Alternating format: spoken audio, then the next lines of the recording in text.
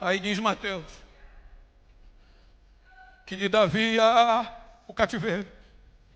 Deus investe em 14 gerações. Pasmem. Segundo as Crônicas, capítulo 5, salvo engano, versículo 13. Aí Deus se chega a Davi. Capítulo 2, versículo 13, se não me falha a memória. Depois os irmãos procuram. Segundo as Crônicas 13, é por aí. Agora me falha a memória que diz. Não é essa. Mas depois os irmãos procuram aí, em segundo as Crônicas, que vai encontrar Roboão dizendo a Jeroboão: porventura não vos convém saber que Deus deu a Davi e a sua descendência, a casa de Israel, celebrada com uma aliança de sal? Então Deus renova uma aliança de sal com Davi, segundo as Crônicas. Salomão vem e Deus se agrada. E Salomão constrói o sonho de Davi, a casa de Deus. Aí Deus, segundo as Crônicas 7:16, Deus diz: eu vou morar aqui. E os meus ouvidos e os meus olhos estão abertos e fixos aqui todos os dias. O meu coração vai estar aqui perpetuamente. Salomão perde a visão pelos interesses políticos, diplomáticos, e desobedece a Deus. Aí pelo seu erro, quando seu filho assume o poder, Salomão, no seu erro, começou a sugar do povo para manter a luxúria. Para manter os gastos do reino, ele aumenta os impostos das tribos do norte, cobrando impostos exorbitantes. Quando ele morre, Roboão assume. E o povo do norte procura dizendo: abaixa os impostos, o teu pai nos sugou. Ele volta dizendo: se o meu pai foi ruim, eu vou ser pior. E aí a igreja racha. O projeto de igreja que foi criado para atrair as nações se dividem e começa a brigar entre si, guerrear entre si. A igreja que foi criada para proclamar o amor, agora está dividida e brigando entre si. Aí o castigo vem. As 10 tribos do norte se rebelam, Deus manda profetas, não querem acordo. Aí vem os sírios e os leva como escravo para as terras da Síria. E traz os pagãos da Síria para morar na terra que pertencia à igreja.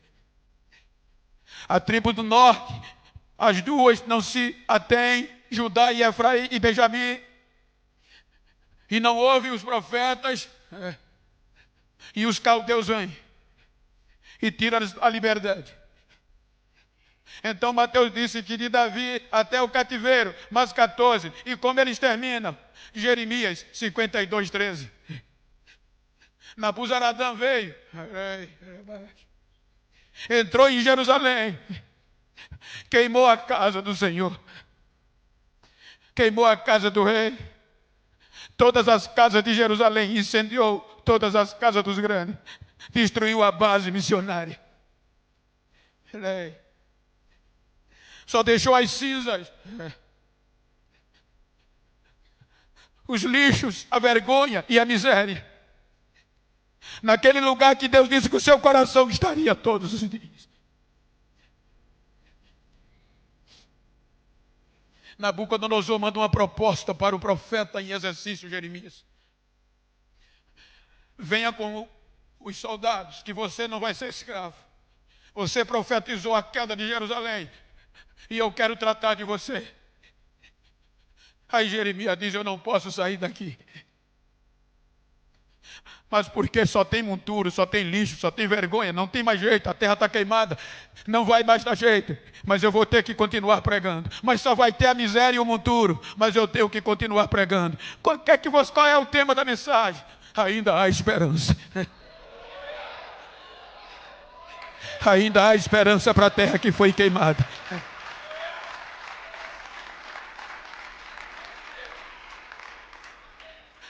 Agora, 70 anos. E as nações vizinhas diziam, não há mais igreja, acabou. O mato cresceu na base. A miséria veio. Os chacais e as raposas quem mandam lá. 70 anos se passam.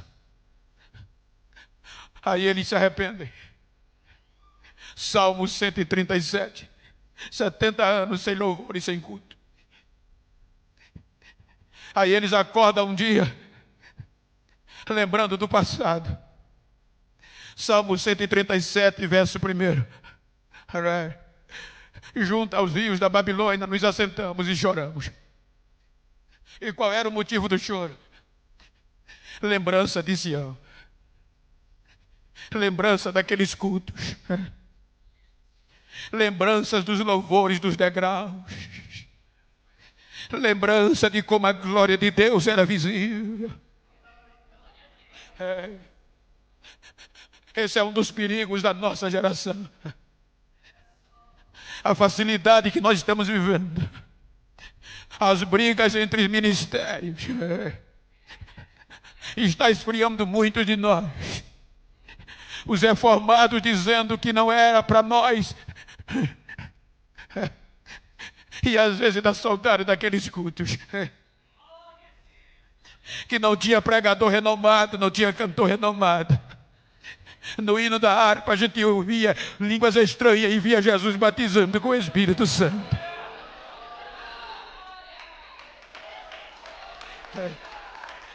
Esta é a história da igreja. Aí Deus toca no coração deles. E como eles não podiam cantar em terra estranha, mas a partir daqui, mesmo na Babilônia, eles voltam a cantar. Quero acreditar que na sequência, obviamente posterior, emendaram com o Salmo 138. Eu quero acreditar que aconteceu na Babilônia, porque eles não podiam cantar fora de Jerusalém.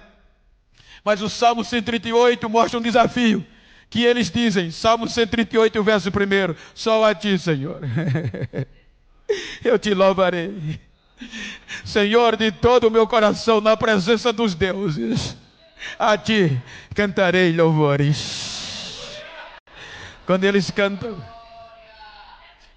aí Deus vai na beira do rio, onde ele chorava, e diz Ezequiel, leamos Ezequiel 37, a partir do versículo 16. Vai e corta um pedaço de madeira. Pois, ó filho do homem, toma um pedaço de madeira e escreve nele por Judá e pelos filhos de Israel, tribo do sul e tribo do norte, seus companheiros. E toma outro pedaço de madeira e escreve nele por José, tribo do norte, vara de Efraim, e por toda a casa de Israel, suas companheiras. Versículo seguinte. E junta um ao outro, para que se unem e se tornem um só na tua mão. 2 pedaços de madeira junto no outro se torna cruz. Junta um no outro. Seguinte. E quando te falar os filhos do teu povo dizendo, não nos declararás o que significa estas coisas, tu responderás a ele. Assim diz o Senhor Jeová. Eis que tomarei a vara de José, que esteve na mão de Efraim, e as 2 tribos de Israel, e das tribos de Israel, suas companheiras, e ajuntarei a vara de Judá, e farei delas uma só vara, e elas se farão uma só vara na minha mão, uma madeira só. Isso é igreja. Vai voltar, mas vai voltar unido em uma madeira só. A união faz a diferença. Deus tira a divisão e une judeu do norte em judeu do sul. Traz eles de volta. O impacto foi grande que as nações diziam, grandes coisas fez o Senhor por eles. Coloca de volta na base. Eles não têm forças para recomeçar. Começa a investir os seus recursos que trouxeram da Babilônia nas casas luxuosas. e não investiam em Deus.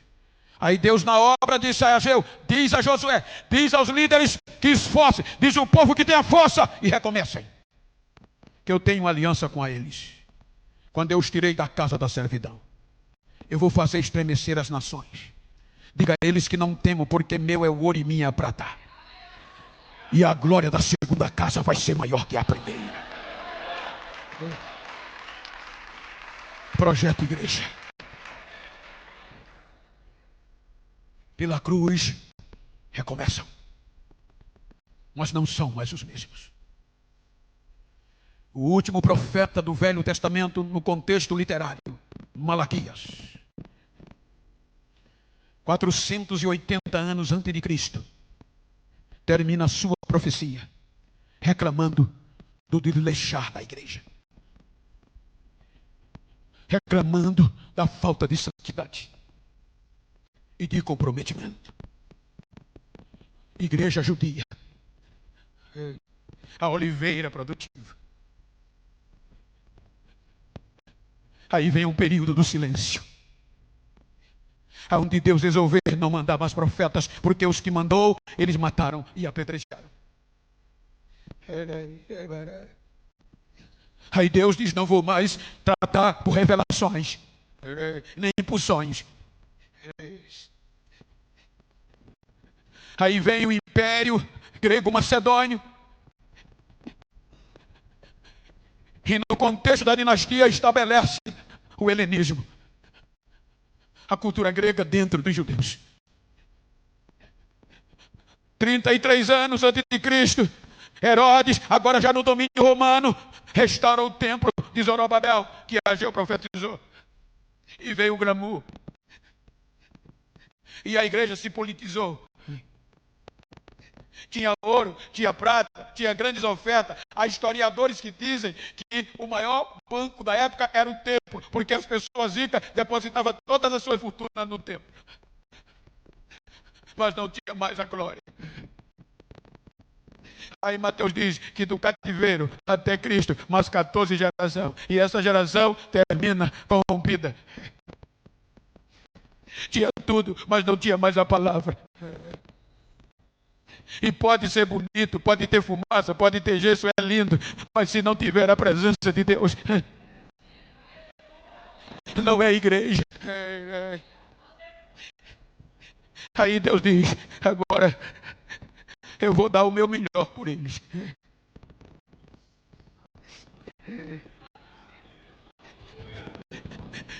Eu agora vou enviar meu filho para restaurá-lo, porque se eles souberem que é meu filho, eles vão me ouvir. Aí vem Jesus. Aí João capítulo 1, versículo 11, diz que Jesus veio para os que eram seus. 1 e 11 de João. Aí a terceira, quarta, eu acho, é o Evangelho. Ele veio para os que eram seus, mas os seus não receberam. É o Evangelho de João. Eu acho que aí é a carta. Então, está escrito, você já sabe de qual ele veio, para os que eram seus, mas os seus não receberam. A igreja não recebeu o melhor de Deus. A igreja judia parou de produzir como oliveira. Aí Deus olhou para os gentios. É aqui que Deus olha para nós. Por isso que quando Paulo escreve a carta aos gentios de Roma, capítulo 11, versículo 17, ele faz a alegoria entre nós e judeus. Judeus oliveira e nós zambujeros, oliveira brava. Se alguns dos ramos foram quebrados, e tu, sendo jambuzeiro, foste enxertado em lucadeiros e feito participante da raiz e da seiva da oliveira. O que isso quer dizer? É que a oliveira é Israel. Ela é produtiva. Como ela parou de produzir pela quebra de alguns ramos, aí Deus disse, eu vou colocar os zambujeiros. Mas para a gente entrar não era fácil. Porque a cruz do capítulo 37 de Ezequiel não tinha poder de nos colocar. Porque ali Deus uniu judeu em judeu. Agora Deus quer unir os gentios nos judeus. Aí a natureza diz, não vai dar certo. Porque a oliveira é produtiva, ela é cultivada, é podada, fertilizada para produzir mais. Mas o jambujeiro não. O jambujeiro é um tipo de oliveira que cresce silvestremente no mato. Muitas folhas, não dá fruto. E quando dá, Raquel, é pequeno, não presta para nada. É improdutivo. Eu trabalhei 40 anos com agricultura.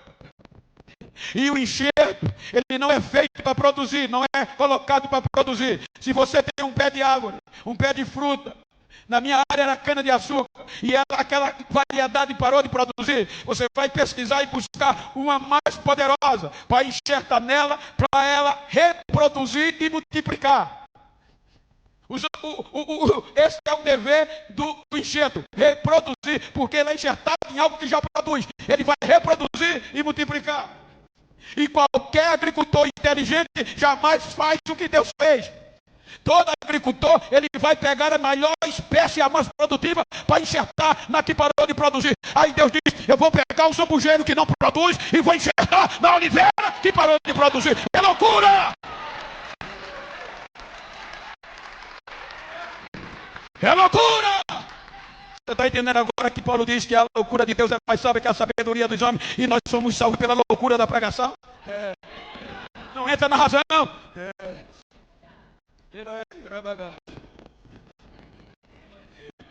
Aí a natureza, Romanos 11, 24, ela vota contra, diz não vai dar certo, Criador. Porque Paulo diz, se tu foste cortado do natural zambujeiro e contra a natureza votou contra, ela não queria, ela não aceita. Por quê? Porque agora precisava ser enxertado em nós o sangue de Abraão. Para a gente fazer parte do projeto, o sangue de Abraão teria que ser enxertado em nós e nós sermos adotados por alguém.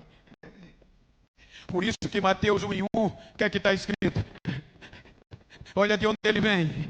Mateus 1:1, genealogia, livro da geração de Jesus Cristo, filho de Davi, filho de Abraão, DNA original. Aí agora, para a gente entrar, a cruz simplesmente não resolvia. Aí Deus vai entregar por nós. Agora vai surgir uma cruz, rompendo a via cruz, para libertar os escravos, os estrangeiros e torná-los filhos.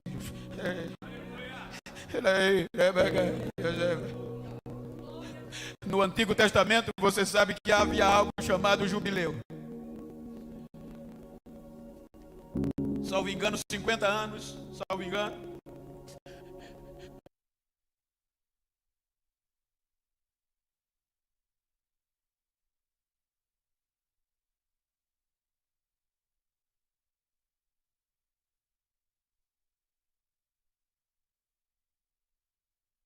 Gentios e judeus. Ias nos dar o direito de filho. No terceiro dia, no alto da cruz, ele ergue os braços, naquele primeiro dia da sexta-feira, e brada, tetelestai, está pago, está consumado, Pai. A dívida foi paga, a trombeta é tocada, e agora o escravo vai ser livre, e Satanás que tomou a terra vai ter que devolver, o paraíso vai ser aberto para todos de novo. No terceiro dia, ele ressuscita e garante a nossa adoção.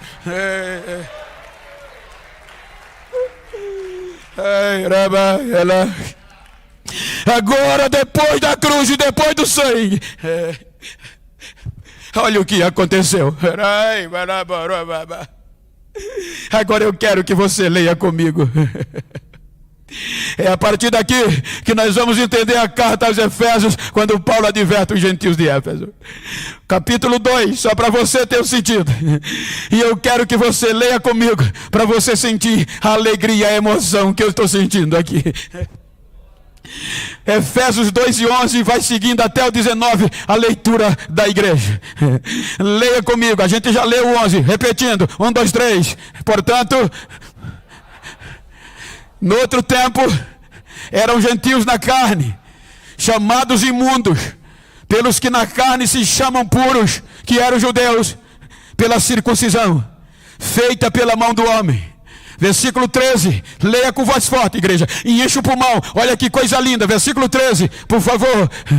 Mas em Cristo Jesus, vós que antes estavas longe, já pelo sangue de Cristo chegaste perto.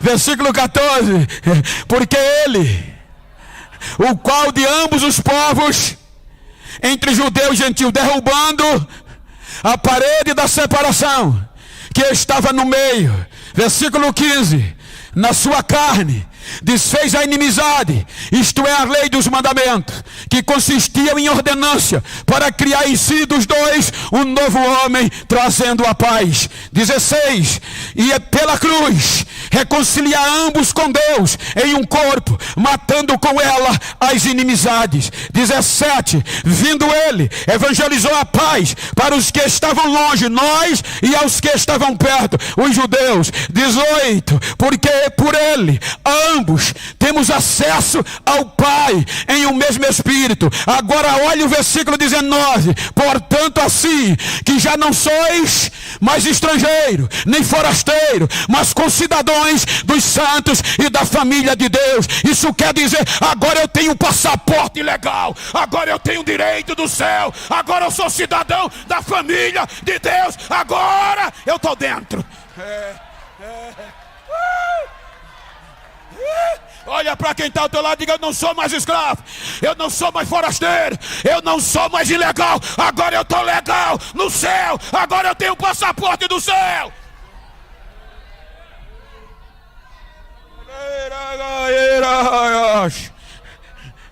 Aí agora, além do passaporte, além da legalidade, aí vem Romanos Gentios 8, 14 até o 18.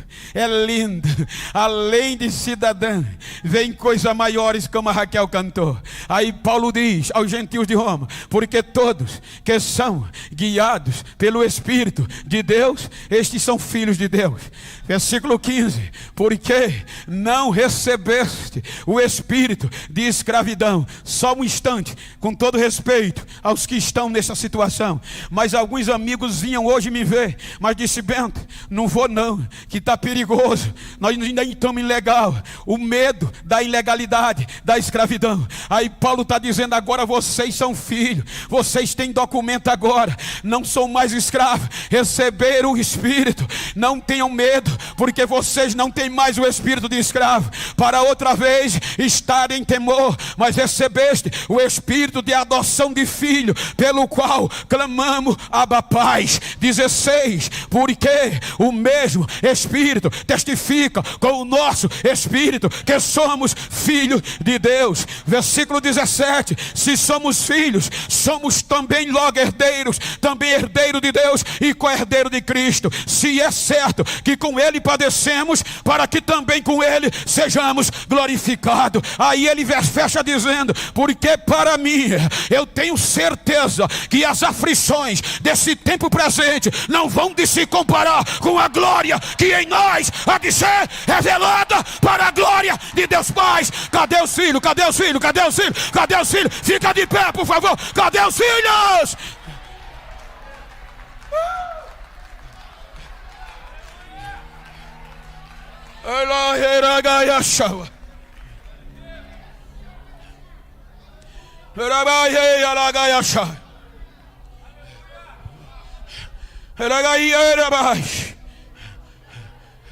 Eu não vim aqui pregar chave de carro, até que eu queria pregar, mas eu vim mostrar a você o direito e o privilégio que você tem, que não pode se esquecer.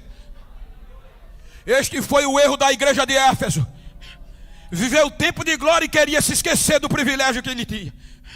Por que eu digo? Porque hoje na nossa geração tem crentes, entre aspas, que já não querem viver mais o sobrenatural.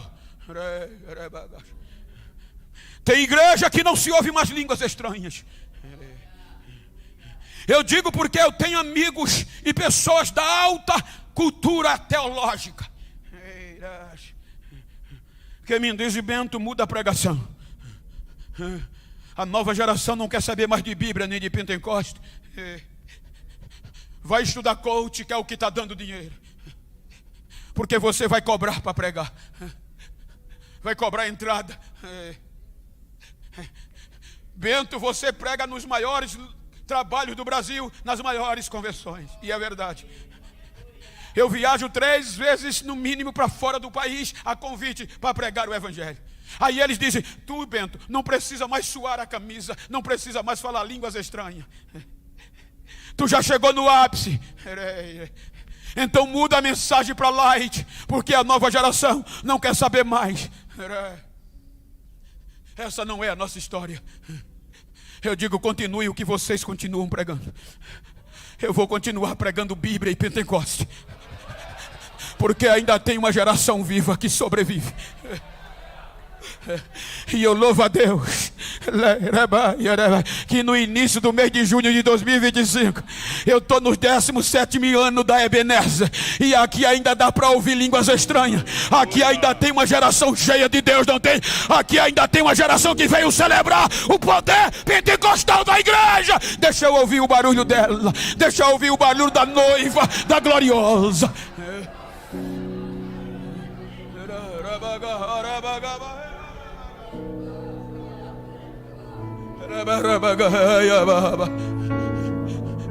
Saiba que é um privilégio nosso. Jesus ainda batiza, ainda renova. Os meus olhos têm visto e os meus ouvidos ouvidos músicos que dizem que é mais difícil, mas é só conversa balela. Porque eu tenho visto e ouvido músicos sendo batizados, falando em mistério e profetizando. Eu tenho contemplado uma geração jovem cheia de Deus, que não abre mão desse negócio. É um privilégio. Nós somos filhos, não somos mais escravos.